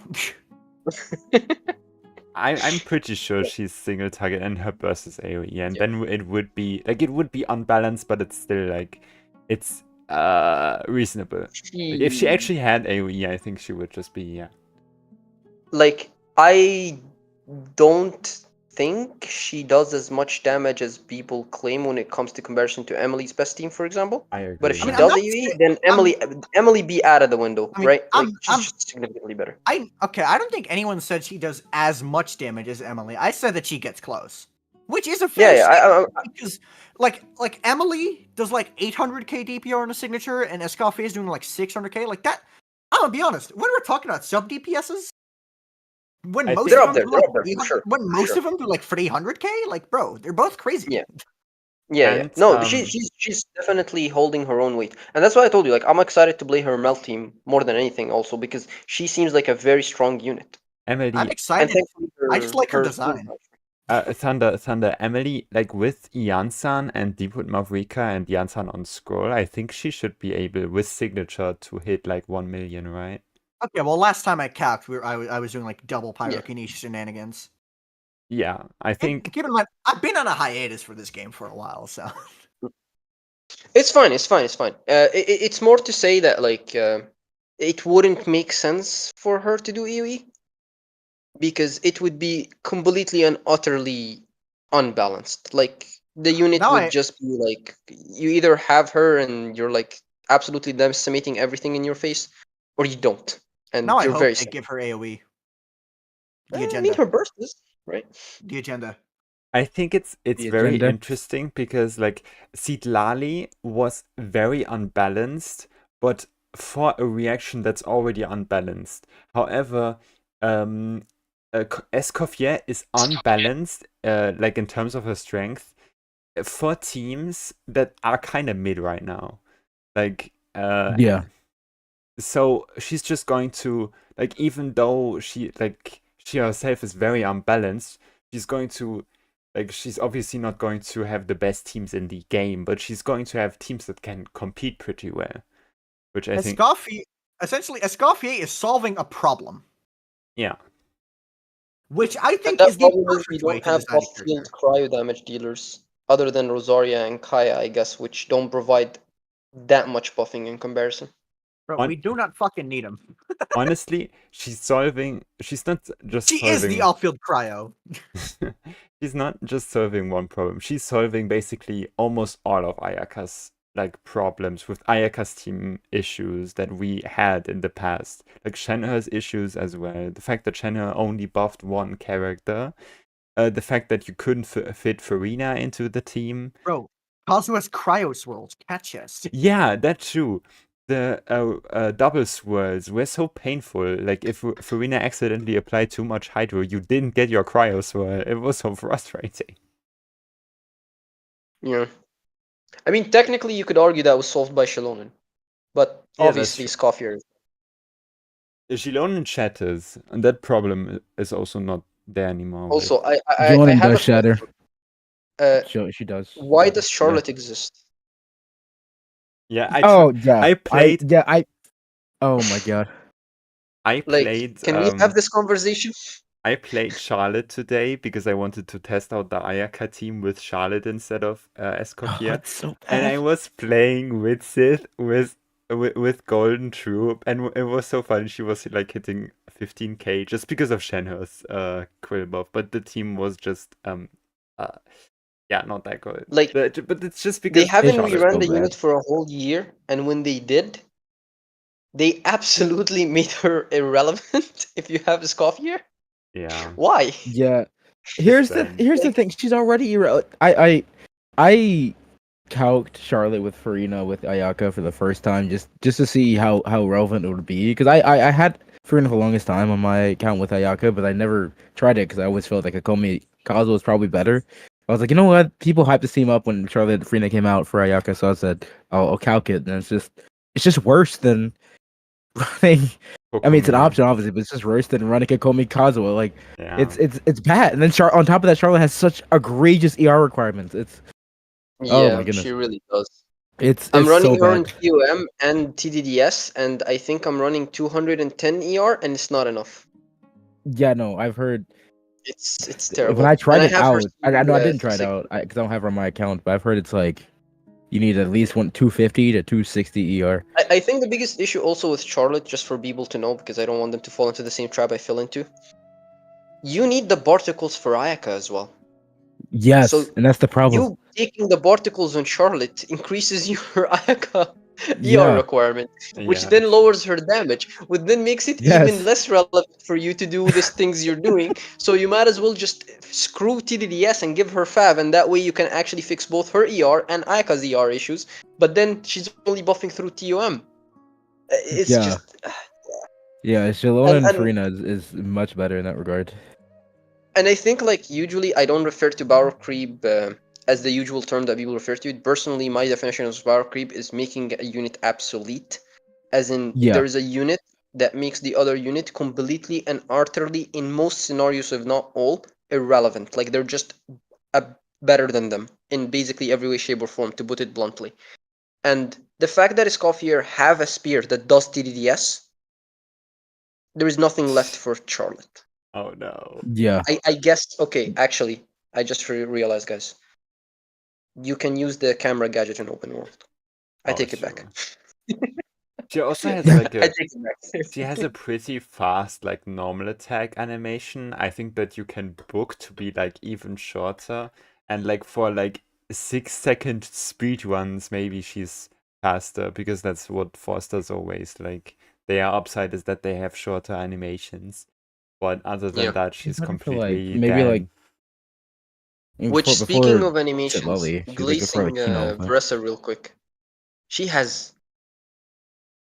such quick animations and no end animations or hit lag or whatever, that you can instantly switch out and in of her even during plunging. Like the sec you touch the Oh, floor, yeah. you're out. It's so nice. I wasn't there for the rest of the conversation, but something I did want to say that I felt with being on my account that I always vertically invest in every unit I get. So I have like this dolphin level investment, but on everyone. So my count ends up being a whale count. But like Varesa, I feel compared to others when it comes to vertical investment, probably because of characters like Mufwika, characters like Sitlali, he doesn't feel as strong. I'd imagine her strength at C0 is, or not what she might is C0, but strength without like C6 Yansan, without C2 Jianyun even is still, or even C6 Shepherds is comparably to other units with similar levels of investment is still very good. But I feel like when you scale other units up, like getting a C2 Zalali or getting Frina cons, getting Mavwika cons, Varesa starts to not scale as well. I've seen even C6 Varesa doesn't seem to be as strong as other C6s, so Yeah. that's something I that, think that, also that was that's trying to another comment in there. issue that, like, when it comes to C6 Varesa, Yeah. she's an electro unit, and that matters a lot. Yeah. Because electro doesn't Yeah. have a multiplicative reactions, and as it turns out, when you just do a multiplier in math, that's just ×2 whatever you're supposed to do, that's so much stronger than like all of Varesa's cons are, fortunately, right? Yeah. I That's don't know how to why feel about it, because on the other side, like, she does have a lot of flexibility, and you don't need to care about aura, Yeah. and like you can switch in and out. So you could argue it's a form of balancing her, since like Melt with Arlecchino and Mavwika is not as forgiving. Yeah. But I don't have a lot of cons on her, so I can't talk too much about it. for a I will say C6 this. Oh, yeah, I was just I'll, going to I'll say just say that. yeah, you can you go, go, you can go, you you can go. It's fine. I'm fine. Okay. I was just gonna say that at C6, her solo damage is actually quite high, That's which true. is gonna be a given because most for other characters with at C6, their power mostly comes from things like Sitlali or Farina. So yes, her whole solo damage is actually pretty good, but just once you start adding on extra supports that are also high constellation, she kind of falls off a bit. She's one of the solo characters that doesn't rely, like Kinnick relies on burning, Mavwika relies on melt to do a lot of damage. Chaska needs other teammates, like just any elemental teammates that aren't Anemo or Geo, or Dendro. Yeah.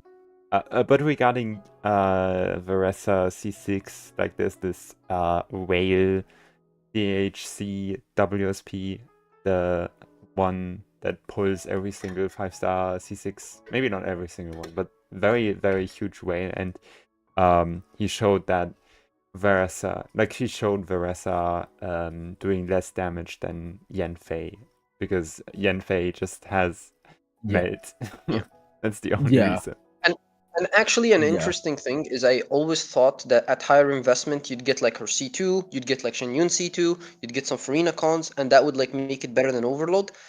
According to, again, the same content creator you're speaking of, Overload actually still performs better at C6. Which was wild to me to see. It was the same for my testing too. I was on. True. When I was on stream reason testing, behind that. Oh, sorry. Yeah, you go on. I was gonna say when I was on stream testing her with like C6 Yansan, C2 Zhenyun versus like C6 Chevrolet and all that, I'd assume that they would at least be equal, but even still, the Overload Yeah. team are just better. Also, they feel way more fluid, but yeah, I think the reason behind that is exactly what Saga said, which is 4-star animations versus 5-star Yeah. animations. yeah, I think yeah, literally the 2 seconds you're spending setting up Farina and Shenyun, if you were to remove those, Shenyun team would be better than Chevrouse. However, that's not yeah. a reality we live in, so they are technically slower for speedrunning. Mhm. Since we're talking about higher investment stuff, how about we talk about somewhat the opposite?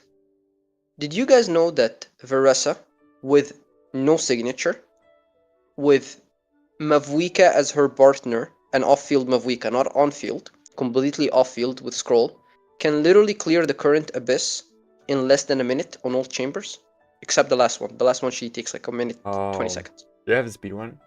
Speedrun link, please. Yes, it's not I can believe technically a it. speed run, but she literally clears the current abyss second half in less than a minute. Except for the automaton, she takes like a minute 20 seconds, and that's 2 units. That's it, just Yeah, 2 units. two cost So chest. yeah, so Yeah, that's I mean, why I like I I'm, I, I'm I believe it because of the buff, and then also just her solo damage is actually just pretty decent.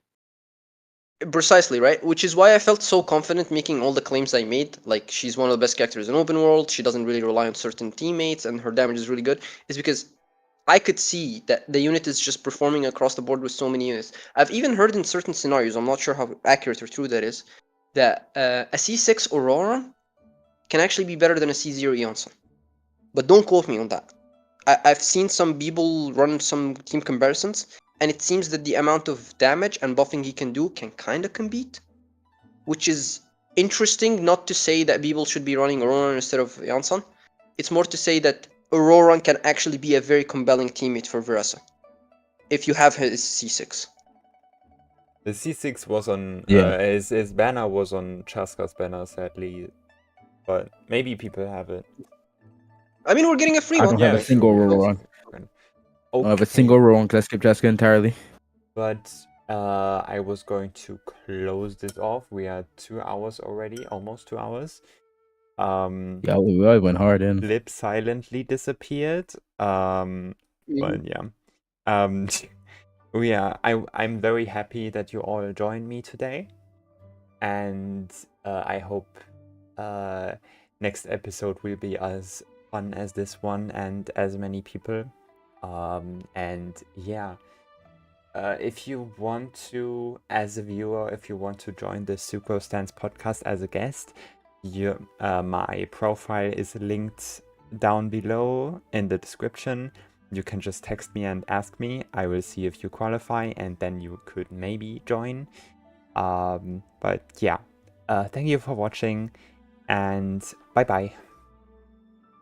Bye bye. Thanks for See tuning in. ya. So long, goodbye.